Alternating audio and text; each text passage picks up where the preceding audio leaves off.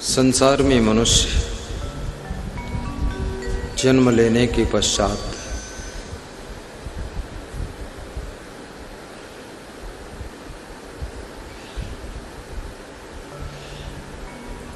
अपने मुख्य लक्ष्य को क्यों भूल जाता है, मानव जीवन की महत्ता से क्यों वंचित रह जाता है।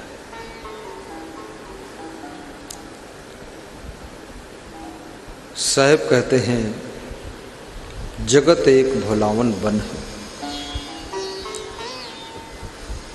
शिक्षित और अशिक्षित इस जगत में नर और नारी, माया और मोह के प्रभाव से, ईर्ष्या और अहंकार के प्रभाव से, आलस्य और वासना के प्रभाव से अपने निज लक्ष्य को भूल जाते हैं, विचलित हो जाते हैं, कर्तव्य से च्युत हो जाते हैं। किंचित है एक तेज भुलाना। जब मनुष्य के ऊपर माया का प्रभाव विशेष आ जाता है तो याद रखना,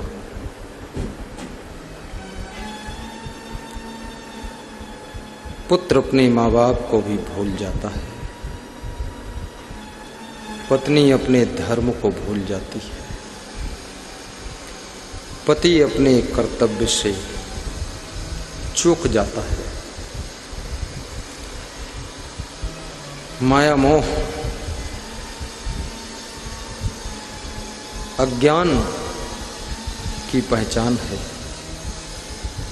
तुम अपने आप को कभी तो नशा व्यसन में भुला देते हो और कभी मनोविकारों में ग्रसित हो जाते हो। स्वयं को उठाने की तुमको फिक्र उतनी नहीं रहती है जितनी दूसरों को गिराने की फिक्र रहती है। दूसरे जब नीचे गिरते हैं तुम्हें खुशी होती है और दूसरे लोग जब विकास करने लग जाते हैं तुम्हें चिंता होने लग जाती है। ये सब माया मोह का परिणाम है। साहब कहते हैं प्राणी पदार्थों की चमक दमक, छोटी सी नौकरी मिल गई, बड़ा सा अभिमान आ गया, छोटा सा चुनाव जीत गए,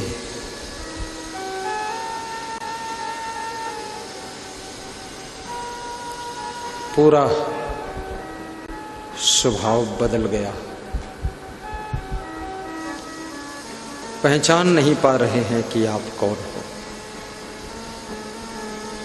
प्रभुता पाए काहि मद नाही। दक्ष प्रजापति को प्रभुता मिली थी, उनको भी मद आ गया था और मद की हद को जब ये जीव पार करता है तो भगवान को भी सहन नहीं होता है कि भगवान उसका निपटारा करते हैं। जिस मनुष्य की गलतियों से सृष्टि के लोग बहुत दुखी होते हैं और उसका कुछ भी नहीं बिगाड़ पाते हैं, तो सृष्टि के अंदर कुदरत स्वयं बैलेंस बनाती है और उस व्यक्ति को कंट्रोल करने के लिए कार्य करना शुरू कर देती है। इसलिए याद रखना, धनवान बनो, धनवान बनना बुरा नहीं, लेकिन धन का अभिमान करना और धन का लालच करना, ये एक ऐसी बुराई है जिसके कारण तुम खुद बुरे हो जाते हो। अहंकार मनुष्य को अंधा कर देता है और लोभ को पाप का बाप कहा गया है। मनुष्य पाप के बाप के चक्कर में पड़ जाता है। धन कमाना लोभ नहीं, मेहनत करके धन कमाइए, उन्नति कीजिए, मकान बनाइए, बिजनेस करके, सर्विस करके, खेती बाड़ी करके, मजदूरी मेहनत करके धन कमाओ। धन कमाना भी सत्कर्मों के द्वारा जब धन तुम कमाते हो उसे भी शास्त्रों में पुण्य का कार्य कहा गया है। क्योंकि यदि सृष्टि में लोग कर्महीन हो जाएंगे तो धीरे धीरे धनहीन हो जाएंगे और धनहीन व्यक्ति सुविधा विहीन हो जाता है और सुविधा विहीन जो है द्वार पर आए हुए अतिथि का सत्कार करने से भी वंचित हो जाता है, असमर्थ हो जाता है। गुरु की सेवा में भी उसके पास में असमर्थता आ जाती है। लेकिन ये भी याद रखना, धनवान होने के साथ साथ भक्तिवान, श्रद्धावान, चरित्रवान, महान, गुणवान, विवेकवान, विचारवान होना भी आवश्यक है। क्योंकि धन से सुख नहीं मिलता है, धन से केवल सुविधा मिलती है, सामान मिलता है, सम्मान नहीं मिलता है। जब किसी महान कार्य के लिए तुम धन का त्याग करते हो तब तुम्हें सम्मान मिलता है। यदि धन इकट्ठा करते जाओ, इकट्ठा करते जाओ, इकट्ठा करते जाओ, तालाब की तरह भरते जाओ तो आपका धन और आप सब व्यर्थ हो जाओगे। तालाब का पानी कोई पीना नहीं चाहता है, तालाब में कोई नहाना भी नहीं चाहता, क्योंकि पानी भरा रहता है, रुका रहता है, सड़ने लगता है, गंदा हो जाता है। लेकिन नदी का पानी लोग स्वच्छ देखकर, निर्मल देख करके ज़्यादा प्यास हो तो पी भी लेते हैं और स्नान तो कर ही लेते हैं। अब तो मनुष्य फिल्टर पानी पीता है, लेकिन फिर भी स्वास्थ्य अच्छा नहीं रहता है। एक समय ऐसा था, लोग नदियों का पानी पीते थे, कुओं का पानी पीते थे, फिर भी हट्टे कट्टे रहते थे। अब आज के युग में ऐसा कोई विरले मनुष्य होगा जो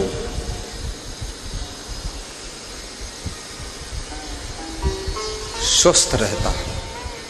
कितने लोग तो दवाई साथ में ही लेकर आते हैं। दिल्ली से भक्त आए थे, कह रहे थे नींद की दवाई साथ में ही लाया,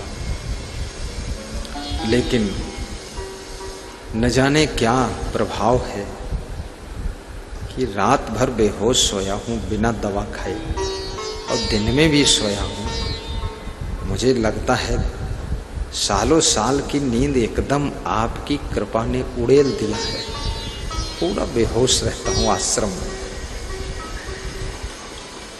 तो मैंने कहा सत्संग जिनको नींद नहीं आती है उनको नींद भी देता है, और जिनको नींद ज़्यादा आती है उनकी नींद कम कर देता है,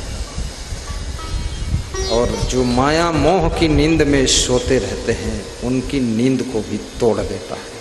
ये सत्संग बैलेंस बनाता है, संतुलन में आपके जीवन को कर देता है बैलेंस। और संतुलित जीवन, सम्यक आहार हो, सम्यक शयन जागरण हो, सम्यक कर्म हो, सम्यक विश्राम हो। तादाद से ज्यादा विश्राम भी दुखद होता है। बहुत समय तक तुम बिस्तर पर लेटे रहोगे, तुम्हारे पीठ में दर्द होना शुरू हो जाए। बहुत ज्यादा लेटोगे तो पीठ का मांस सड़ जाएगा।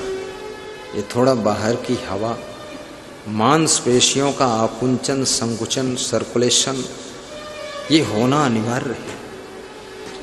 हर समय एसी की हवा खाओगे, शरीर फूल जाएगा, एकदम गुब्बारा जैसा, डम डमा डम डम। मैंने एक महिला को देखा, वो बिल्कुल फूल गई थी, ऐसे फूल गई कि जैसे छोटी मोटी भैंस होती है। भैंस कहना उचित नहीं, भैंस कहना किसी नारी का अपमान हो जाता, लेकिन उदाहरण दे रहा हूं, वो भैंस नहीं थी, वो स्त्री ही थी। भैंस अलग होती, लेकिन उदाहरण के लिए बता रहे हैं, भैंस जैसे लग रही थी। 10-12 साल से अंदर कमरा, कमरे के अंदर कमरा, उस कमरे में लेटी रहती थी, पड़ी रहती थी, आराम करती थी। एसी चल रहा था, कूलर चल रहा था, पंखा चल रहा था, और 1 मिनट अगर एसी पंखा बंद हो जाए तो इतना गाली देती थी अपने बेटों को, पति को, और जो पड़ोस में आ जाए तो उसके मुक्का मारती थी कि बंद क्यों हुआ एसी। तो एसी में रहते रहते, कूलर चलते चलते वो फूल गया, शरीर सब काला काला हो गया, बदसूरत हो गया। पुलिस विभाग में भर्ती होने के बाद कोई बिरले पुलिस जवान होगा जो अपनी बॉडी का फिटनेस देखता हो। ज्यादातर लोग भारी भरकम हो जाते हैं। और शादी होने के बाद कोई बिरले पत्नी होगी, कोई बिरले पति होगा जो अपने शरीर की फिटनेस और ब्यूटीफुल बॉडी की फिक्र रखता है। अब सोचता है जो होना था वो हो ही गया, अब तो कुछ होना नहीं है। परमानेंट पत्नी मिल गई, परमानेंट पति मिल गया। अब चाहे धमधूसर बनो, चाहे माटिक धोंधा बनो, चाहे भूत प्रेत बनो, चाहे चुड़ैल बनो, अब तो झेलम झेला चलेगा ही। अब पुलिस में एक बार घुस गए, भर्ती हो गए, अब चाहे तोंद निकले, चाहे भोंद निकले, अब चाहे जितना कुछ करो, खूब खाओ पियो, ठेलम ठेला। तो ये सब गलत है। बॉडी को फिटनेस रखिए, क्योंकि जिस लड़की ने आपके शरीर के सौंदर्य को, फिटनेस को, आपकी शक्ल को, आपके बॉडी के स्टाइल को देखकर शादी किया है, तो देखा था तो माल की क्वालिटी अच्छी थी और 1 साल के बाद माल बिगड़ गया, तो अब उसको धोखा हो गया। अब थोड़ा अपने को संभालो। और पत्नियां भी, कितनी पत्नियां तो ऐसी हैं जो अपने पतियों को इतना खिलाती हैं, इतना खिलाती, दे दमादम, दे दमादम, जब तक वो भूत प्रेत हो ना जाए, पूरा ढोला हो गया खा खा करके। 4 पूड़ी डालेंगी एक बार में। अरे मैं एक पत्नी को 3री मंजिल से देख रहा था, मिनिस्टर के यहाँ ठहरा था, नाम नहीं लूंगा, इज्जत का सवाल है, कहीं सुन रहा होगा तो बोलेगा गुरुदेव ने बेइज्जती कर दिया। 3री मंजिल पर मैं छत पे राउंड कर रहा था और बीच में आंगन का वो खुला हुआ था, तो ऊपर से झांक रहा था, तो उसका पति खा रहा था, पत्नी परोस रही थी। तो उसकी पत्नी ने एक थाली भर के तो सलाद उसको दिया, तो वो खा गया। इतना तो एक पड़वा ही खाएगा। और उसके बाद ला करके 10-12 पूड़ी डाल दिया और 1 किलो सब्जी डाल दिया।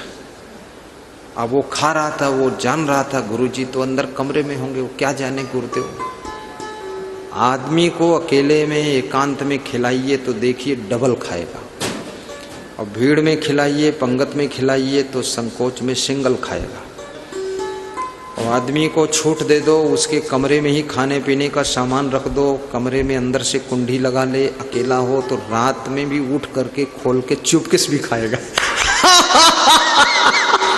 बहुत विचित्र आदमी है ये। लेकिन अधिक खाने से बॉडी फिटनेस नहीं रहती। जिस लड़की को देख करके शादी किया था, उसको पत्नी बनाया था, शादी के 2-3 साल के बाद वो पत्नी के बजाय हथनी बन गई। पति भी बड़े चक्कर में पड़ गया कि पत्नी लाई हथनी कैसे हो गई।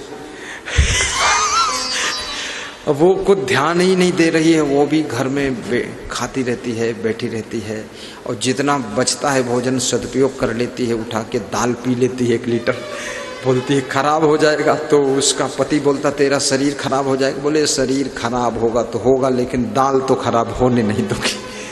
सब पी लेते हैं लोग। कम खाइए, कम खाने से हमेशा तुम कम उम्र के दिखाई दोगे, ये विशेष बात आपको बता रहा हूँ। और कम खाने से कम बीमार होंगे आप, और कम खाने से आप खुश ज़्यादा रहेंगे। आपके चेहरे पे सुस्ती और उदासी नहीं रही। ये चुपके से आपको गुरु पूर्णिमा के उपलक्ष्य में बता रहा हूँ, सबको नहीं बताऊंगा।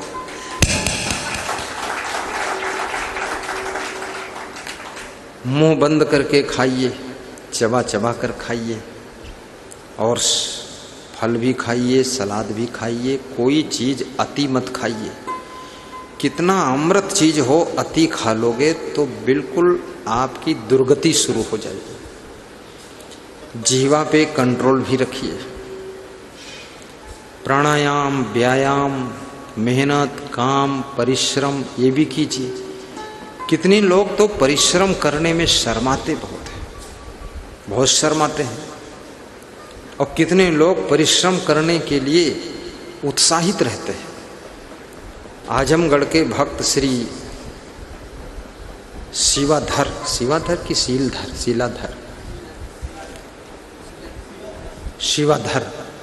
शिवाधर जी आए। वो सर्विस में अफसर भी है, 20 लाख की क्रेटा से आए,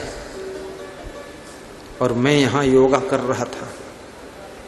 तो संतों ने मुझसे कहा आज से आप यहाँ योगा नहीं करेंगे। तो हमने कहा क्यों? बोले भगत ने देख लिया आपको। तो हमने कहा बुरा क्या हुआ? बोले आपको छिप के रहना चाहिए। हमने कहा चोर थोड़े हूँ। अरे बोले दर्शनी महान पुरुष हो, अंदर ही रहना, इधर मत आना। तो उस दिन से मैं यहाँ आना बंद कर दिया, नहीं यहीं योगा करता था। ऊपर करने लगा, अब ऐसी जगह करता हूँ वहीं खिड़की से ये लोगों का दिखाई देता है, तो जो ये करते हैं वही मैं नकल करके वहाँ करता हूँ। देखता रहता हूँ ये क्या कर रहे हैं। अब ये बात बता दिया, अब इनको भी डर लगेगा गुरुजी देख रहे हैं। तो वो शिवाधर अफसर है, दानी है, ज्ञानी है, बुद्धिमान है, भक्त भी है। तो आए। उस समय ये फर्श बनाने के लिए ईंटा गुटका उठाया जा रहा था इधर से उधर। वो गाड़ी से उतरते ही वो गुटका उठाना शुरू किया। मैं एक साधक को भेजा, उनको जाओ बाथरूम बताओ, जलपान करें, स्नान करें। ये शिवाधर जी है, उसकी पत्नी शीला देवी, पुत्र सौरभ, ज्योति, कृतिक, डिम्पल, कोल पांडे, बाज बहादुर, सदर आजमगढ़ उत्तर प्रदेश। आ गया, स्क्रीन पे फोटो आता है, जिसका नाम लेता हूँ ये शिटिंग है, आ जाता है उसका दर्शन। तो संत लोग गए, बोले वो तो ईंटा ढो रहे। हमने कहा अभी तो क्रेटा से उतरे। बोले उतरे क्रेटा से और ढो रहे ईंटा से। तो हमने कहा अरे कुछ खाएंगे पिएंगे कि ऐसे ही? बोले बाद को खाऊंगा तो ईंटा कोई और ढो देगा, तो मैं ढो देता। अब इतना बड़ा अवसर है, सेवा में लग गया। फिर उसने एक आरओ के लिए दान दिया, एक दिन भंडारे के लिए 11,000 दिया। फिर यहाँ आश्रम में कमरा बनना था, उसके लिए 2-2.5 लाख देने का संकल्प लिया। तो हमने कहा किस प्रकार के भक्त हो? बोले पूर्ण भक्त, अहंकार बिल्कुल नहीं, सेवा, हाथों से भी, धन से भी, मन से भी, बुद्धि से भी। प्रचारक हूं आपका, आजमगढ़ में खूब प्रचार कर रहा। और गुरुदेव जब से सत्संग सुना हूं धनवान बन गया। पहले मैं मोटरसाइकिल से चलता था, अब 20 लाख की कार में चलता हूँ। पहले एक मकान था, आलीशान 2 मकान बनने चाहिए। और पहले मैं दुखी रहता था, टेंशन में रहता था, अब हंसता रहता हूँ। तो आपने क्या कम दिया है? बहुत दे दिया है। अब उसी में का थोड़ा थोड़ा हम आपको दे देते हैं, नहीं तो आप देना बंद कर दोगे तो हम तो चौपट हो जाएंगे।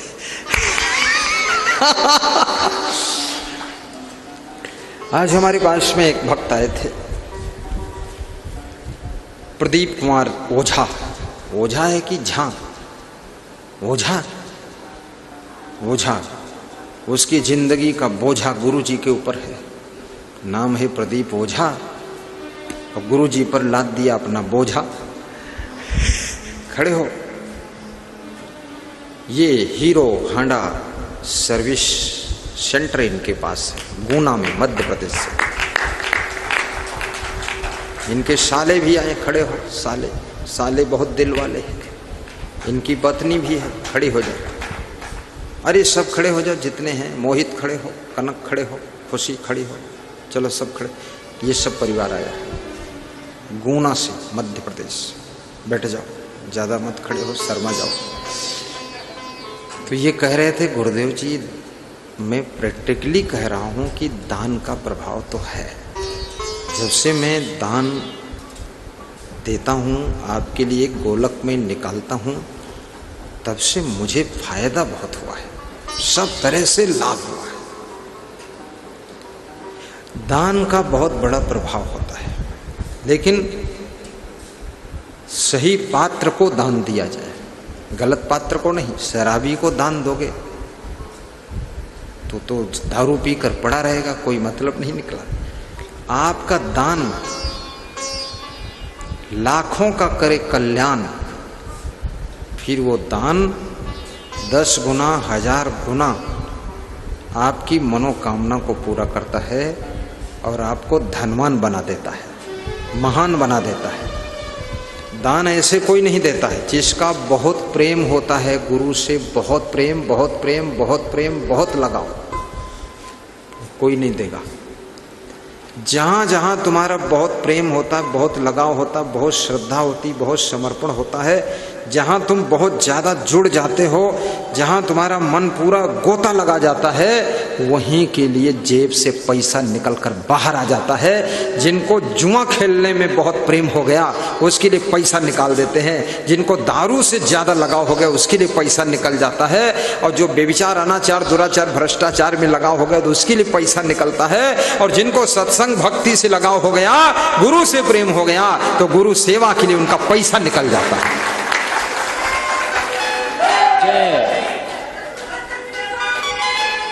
जय जय जय जय जय। और उसके लिए समय भी निकलता है। ऐसे तो हर आदमी कहता हमारे पास टाइम नहीं, और कितने लोग कहते हैं हमारे पास तो मरने का भी टाइम नहीं, और कितने लोग कहते हैं बीमार बहुत दिन से हूँ, हॉस्पिटल जाने का टाइम नहीं, और कितने लोग कहते हैं अरे बात मत करो, हमें तो नहाने का भी टाइम नहीं, कई रोज हम बिना नहाए भोजन खाते हैं। ऐसे भी लोग हैं। कितने लोगों का तो रोज लेट हो जाता है, रोज लेट होता है। वाह वाह वाह, धन्य हो धन्य हो। श्री रामराज जी हैं? हाँ हाँ हाँ हाँ, बैठिए। बहुत कुछ लाए, इधर रख दो, आओ। रामराज बैठे त्रैलोका, हर्षित भयो गयो सब शोका। देख दरस है नयन जुड़ाने, गुरु दरबार में अभी ये आने। श्रद्धा बहुत इनकी हुई जाई। देखिए कितनी चीजें लाए हमारे लिए। ये प्रेम है इसीलिए लाए, नहीं तो आंवला तो आंवला, आंवला गुठली नहीं देगा कोई। आंवला का मुरब्बा है, नमकीन काजू है। पहले लाए थे नमकीन काजू, तो मैंने एक डब्बा गुरु को दे दिया, दूसरा डब्बा संचालक को। तो वो समझ गए कि जिनके लिए लाए उनको तो मिले नहीं कुछ, तो कि 3 डब्बा लाए, तीनों जने के लिए। और सेव फल। बैठो। आज आप ही की ओर से प्रातः काल का नाश्ता जलपान था और मध्याह्न काल का भंडारा। ताली बजाइए इनके अभिनंदन में।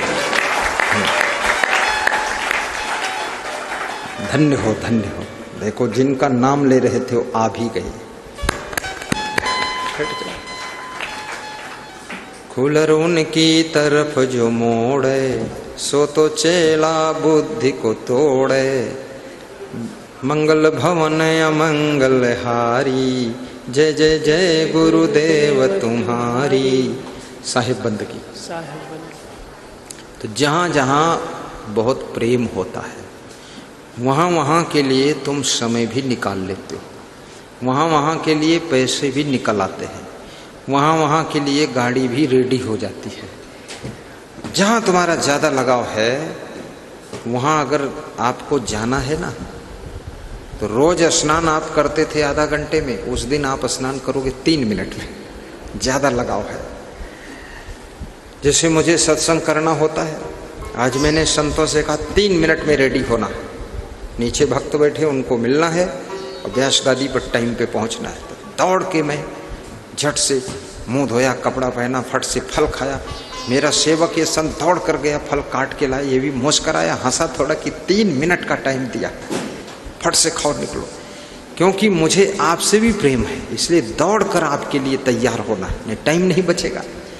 और दौड़ कर व्यास गादी पर आना, अन्यथा सत्संग नहीं हो पाएगा। लेसड़ फिसड़ घिसड़ फिसड़ में वही टाइम बीत जाएगा, पता चला 5 वहीं बज गए।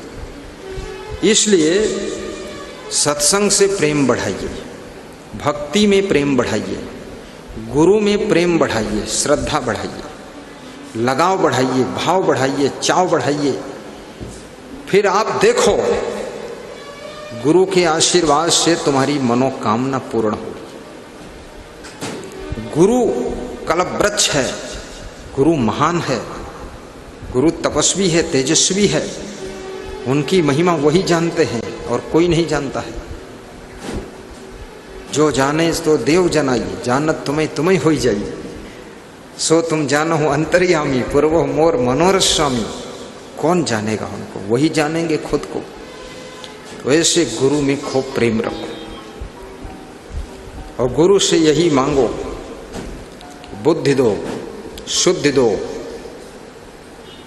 प्रेम दो, करुणा दो, सहनशीलता दो, विवेक वैराग्य दो, भक्ति दो, शक्ति दो, मुक्ति दो, प्रसन्नता दो, धन दो, पवित्र मन दो, ज्ञान दो, शांति दो। और जो जरूरत है ना मांग पाऊं वो भी दो। मुझे क्या पता क्या क्या चाहिए, तुम सब दे दो, थोक में दे दो। और मेरे अंदर भक्ति बढ़ा दो, प्रेम बढ़ा दो, आपको ध्याऊं, आपको पूजूं और आप के ज्ञान का गुणगान करूं, आपकी महिमा का बखान करूं और आपकी दर्शन करूं और आपके सत्संग को समय निकाल कर सुनूं, आपकी चर्चा करूं और आपकी सेवा करूं, नित्य सेवा करूं। प्रतिदिन समय निकाल के करे यही अभ्यास, होय सकल दुख नासी तब ठहरे अचल निवास। प्रतिदिन समय निकाल के करे यही अभ्यास, होय सकल दुख नासी तब ठहरे अचल निवास। किंचित है एक तेज भुलाना, मेरा अहंकार, मेरा लोभ। हे गुरुदेव, मोह भी दूर कर दो, क्रोध की आग को बुझा दो, ईर्ष्या द्वेष से बचा लो, दूसरों की निंदा बुराई में भी सुख ना मानूं, आपका गुणगान करूं। प्रसन्न रहूं, काम वासना भी हमारी कंट्रोल रहे, ये मन भटकने ना पाए। दूसरे विजाति घटों को देखकर, किसी पुरुष को देखकर, किसी नारी को देखकर मेरे मन में वासना आकर्षित ना हो, मेरा मन चंचल ना हो। मेरे भावों को पवित्र कर दो, मुझे महान बना दो, मैं आपका होकर रहूं और खूब खुश रहूं। ऐसा वरदान दो कि अच्छे से अच्छा मकान भी बनाऊं, सुंदर से सुंदर गाड़ी भी लाऊं, इस लोक में भी सुखी रहूं और परलोक में भी सुखी रहूं। मेरी जिंदगी के कांटे तुम फूल बना दो, ऐसा जीने की कला सिखा दो, जीवन में हरियाली खुशहाली, हर रोज दिवाली, ज्ञान का प्रकाश भर दो, भाव दो, भक्ति दो, भक्ति की शक्ति दो। मुझको इसके सिवा कुछ नहीं चाहिए। गरीब न रहूं, दरिद्री न रहूं, महादानी बनूं। सड़क किनारे जो खीरा ककड़ी बेच रहे हैं, मूंगफली बेच रहे हैं, उनसे भावताव न करूं। जो मांगे दे दो, 10 रुपये ज़्यादा दे दो चाय पीने के लिए। मुझे दाता बना दो, भिखमंगा नहीं, कंजूस नहीं, लालची नहीं। मैं दोनों हाथ उलीचूं फिर भी खजाना खाली ना हो, ऐसा कुबेर बना दो। हे कबीर, मुझे कुबेर भी बनाओ और हर तरह की बुद्धिमानी दो, होशियार बनूं, बुद्धूनाथ न रहूं। स्मरण शक्ति बढ़ा दो, जन्म मरण की चिंता छुड़ा दो, जीवन जीना सिखा दो, मेमोरी इतनी स्ट्रांग कर दो कि छोटे-छोटे बातों के लिए डायरी की जरूरत न पड़े, कलम की, सब दिमाग में फीड हो जाए। सबके नाम भी याद कर लूं, प्रेम का सागर बन जाऊं, पूरे परिवार को प्रेम में डुबा दूं, जहां जाऊं वहां प्रेम की गंगा बहा दूं।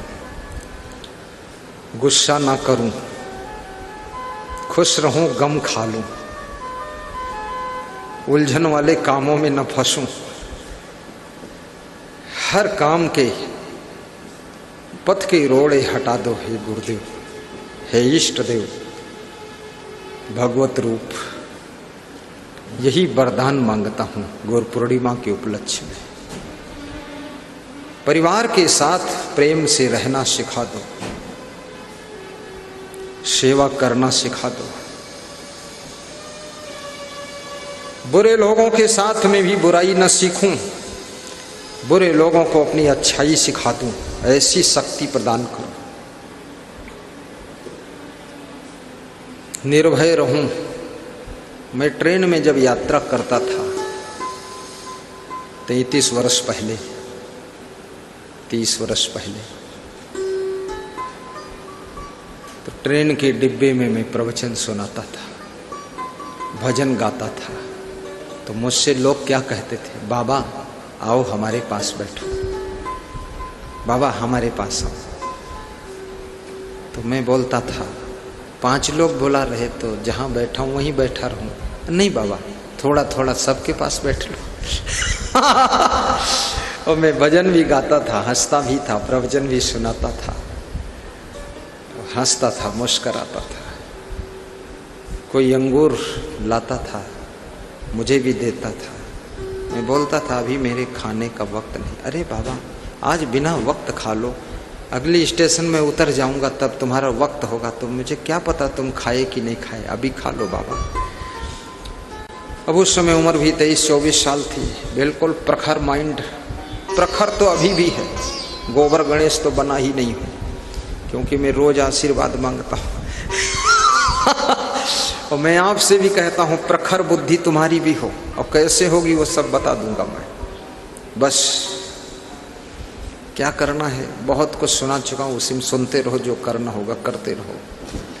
प्रखर बुद्धि, जितना ज्यादा तुम खुश रहोगे, प्रसन्न रहोगे, हंसते रहोगे, आनंदित रहोगे, आह्लादित रहोगे, गदगद रहोगे, चिंता टेंशन डिप्रेशन से मुक्त रहोगे, उतना ज्यादा तुम्हारी बुद्धि प्रखर होती चली जाएगी, उतना बुद्धि कुशाग्र, इंटेलिजेंस, ब्रिलियंट माइंड होता चला जाएगा।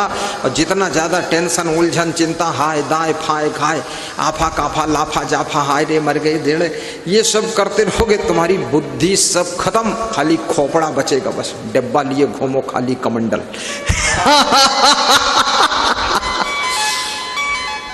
ज्यादातर माताएं बहनें घर की उलझन में बहुत उलझ जाती है। ये बहुत हाय गाय दाय, कुछ भी हुआ, अगर एक कुतिया का पिल्ला मर गया तो दिन भर रोएंगी, पिल्ला बहुत अच्छा था, काले रंग का था, पूंछ टेढ़ी थी। फालतू बात करती है, पूंछ तो टेढ़ी होती है, रंग तो काला सफेद कुछ होगा ही, मर जाने तो पिल्ला मर गया, पिल्ले को क्या कोई अमर करेगा, फालतू रो रही वो कर रही। आज पिल्ला के लिए रो रही, कल बिल्ली की रो रही, परसों चिड़िया के लिए रो रही है, फिर चूहिया मर गई उसकी लाश उठाई लिए जा रही, दुनिया भर का से टेपों ढे मचाती रहती है। फिर मामा का लड़का मर गया उसके लिए रोती है, फिर बुआ जी मर गई, फिर फुआ जी मर गई, फिर फूफा, फिर फुआ फूई, सब ना मालूम कितना लफड़ा गांव भर सब। अरे कोई मर जाता है, 10 मिनट दुख मनाइए, दिवंगत आत्मा की शांति के लिए प्रार्थना कीजिए, अपनी मौत का स्मरण कीजिए कि मुझे अच्छी तरह से अब जीना है, क्या भरोसा इस ज़िंदगी का, कब मेरी ज़िंदगी की शाम हो जाए, कब तक जीऊँ कि मर जाऊँ। अपनी मौत को याद करो, ई न जाने हमहूँ मर जेबे, टका 10 बीढ़े और ले खेबे।